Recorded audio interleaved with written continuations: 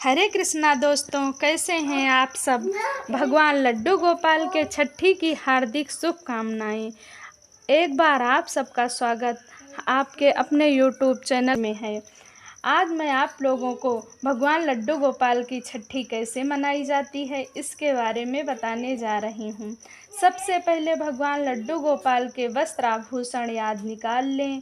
फिर भगवान को दूध से स्नान कराएं। भगवान को दूध से स्नान कराते समय इस बात का ध्यान अवश्य रखें कि भगवान को शंख से स्नान कराएं। भगवान को अगर हम रोज़ाना नित्य पूजा करते समय शंख से स्नान कराते हैं तो इससे लक्ष्मी जी प्रसन्न होती हैं और हमारे घर में लक्ष्मी का निवास सदा सर्वदा बना रहता है। भगवान को स्नान कराते समय यह मन में स्मरण करें कि हम अपने छोटे से शिशु को स्नान करा रहे हैं। उनके कहीं अंग में शंख की चोट नहीं लगनी चाहिए। और नित्य निरंतर स्नान कराते समय हमें अपने मन में ओम नमो भगवते वासुदेवाय या राधे राधे श्री कृष्णा का हरि नाम जप करते रहना चाहिए। भगवान लड्डू गोपाल को दूध से स्नान कराने के बाद भगवान को हम स्वच्छ जल से स्नान कराएंगे। और जिस दूध से हमने स्नान कराया है हमें ध्यान रहे कि ये दूध गाय का होना चाहिए और दूध उबला हुआ ना हो। उस दूध को हम सपरिवार भगवान का चरणामृत समझकर ग्रहण करें। मैं अपने बच्चे को ये दूध अवश्य पिलाती हूँ। उसके उपरांत भगवान लड्डू गोपाल को एक दूसरे पात्र में रख दें। रखने के उपरांत उसमें कुछ गुलाब की पंखुड़ियाँ आदि डाल दें। फिर भगवान को स्वच्छ जल से शंख से स्नान कराएं और उसी के साथ धीरे धीरे अपने मन में भगवान का नाम जप करते रहें। भगवान लड्डू गोपाल का स्नान कराने के उपरांत एक साफ़ और स्वच्छ कपड़े से धीरे धीरे पोंछें। जैसे हम अपने नवजात शिशु को धीरे धीरे आराम से उठाते हैं पोंछते हैं, उसी तरह भगवान को पोंछें। पोंछने के बाद एक साफ़ और स्वच्छ वस्त्र बिछा दें, उसी के ऊपर भगवान को विराजमान करें। भगवान स्नान कराने के बाद आपको जो भी याद है, भय प्रगट कृपाला दीन दयाला यशोदा के हितकारी, इस प्रकार की स्तुति आप करते रहें भगवान की। उसके बाद आपके पास जो भी साफ़ और स्वच्छ तेल है, चाहे वो तिल का तेल हो, घर का कड़वा तेल हो या आपके पास बादाम का तेल हो, कोई भी तेल हो, आप उसको हाथ में ले करके फिर धीरे धीरे भगवान की मालिश करें और मन में ये सोचें कि मैं किसी नन्हे छोटे शिशु की मालिश कर रही हूँ। जिस भगवान के कहीं किसी अंग पर तेजी से अपना हाथ ना चलाएं।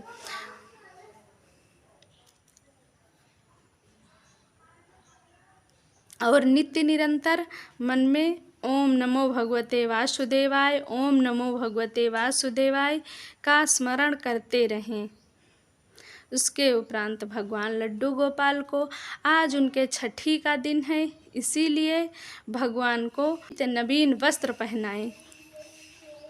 नवीन वस्त्र पहनाने के बाद भगवान को धीरे धीरे पहनाएं, क्योंकि भगवान का ये बाल स्वरूप है तो कहीं उनके चोट आदि ना लग जाए।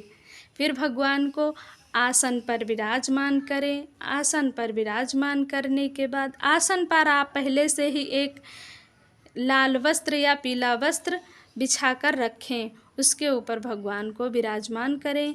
भगवान को विराजमान करने के बाद उनको वस्त्र आभूषण आदि पहनाएं। उनके हाथ में कंगन पहनाएं, पैर में पैजनियाँ पहनाएं, सर पे उनके मुकुट लगाएं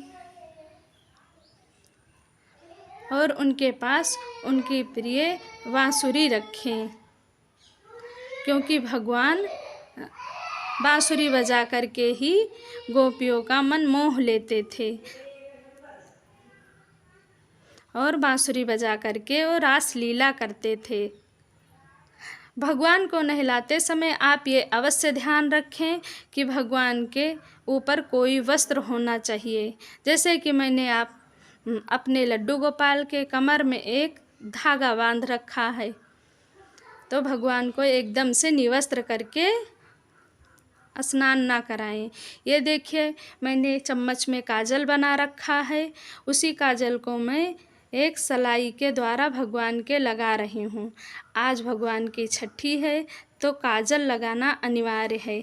मैंने बाज़ार से जो पेंसिल में बना काजल आता है, मैंने उसको नहीं मंगाया। मैंने घर में दीपक जला के उसी में काजल बनाया है। उसी को मैं भगवान के आँखों में लगा रही हूँ। काजल लगाते समय भगवान का आप कोई सोहर, कोई गीत वगैरह भी गा सकती हैं। उसके बाद भगवान के रुई से भगवान के वस्त्र पर इत्र लगाएंगे। तरह तरह के सुगंधित इत्र मंगाकर भगवान के लगाएं।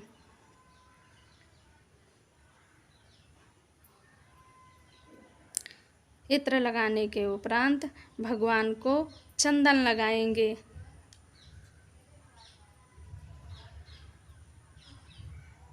धूप, दीप, नैवेद्य, चंदन आदि से भगवान की पूजा करेंगे। अब भगवान लड्डू गोपाल के मैंने देखिए इलायची और तुलसी से माला बना रखी है। वही माला मैंने भगवान को पहना रखा है। अब भगवान लड्डू गोपाल के ऊपर पुष्प अर्पित करेंगे। पुष्पों से भगवान को सजाएंगे। देखिए भगवान लड्डू गोपाल कितने सुंदर लग रहे हैं। इनकी सांवली सूरत, मोहिनी मूरत कितनी प्यारी लग रही है, जिसको देख करके भगवान की मूरत मन मोह जाता है। मन में यही स्मरण होता है कि भगवान की सांवली सूरत दिन रात देखा करें। उसके उपरांत भगवान को धूप, दीप, नैवेद्य आदि से पूजा करके भगवान की छठी होने के वो भोग लगाएं। और भोग में मैंने देखिए जो व्यंजन छठी में बनते हैं वो मैंने बना रखा है। जैसे कि आप देखिए, मैंने कढ़ी चावल बना रखा है, हरेरा बना रखा है और सठौरा बना रखा है। भोग लगाने के बाद भगवान को एक एक चीज़ें चम्मच से खिलाएं। ये देखिए, मैंने भगवान को पहले माखन खिलाया है। भगवान को माखन मिश्री अत्यंत प्रिय है। भगवान माखन मिश्री के लिए जाकर के गोपियों के घर में मटकी भी फोड़ा करते थे, इसीलिए उनको माखन चोर के नाम से भी जाना जाता है। ये देखिए, भगवान को भोग लगाने के उपरांत उनको साफ और स्वच्छ जल पिलाएं और मन में यह स्मरण करते रहें कि जैसे हम अपने छोटे से बालक की सेवा करते हैं, उसी प्रकार हम भगवान की सेवा करें। मन में सेवा और प्रेम का भाव नित्य निरंतर बना के रखें। आप भोग लगाते समय आपके यहाँ जो भी प्रचलन है, ओम तद्वयं वस्तु गोविंदम समर्पयाम, या आप कोई भी भजन गा सकते हैं। उसके उपरांत आप भगवान लड्डू गोपाल के बाल स्वरूप की आरती करें। हाथ से घंटी बजाते रहें, मृदंग बजाएं, ताली बजाएं, झांझ बजाएं और भगवान की आरती सपरिवार प्रेम सहित करें।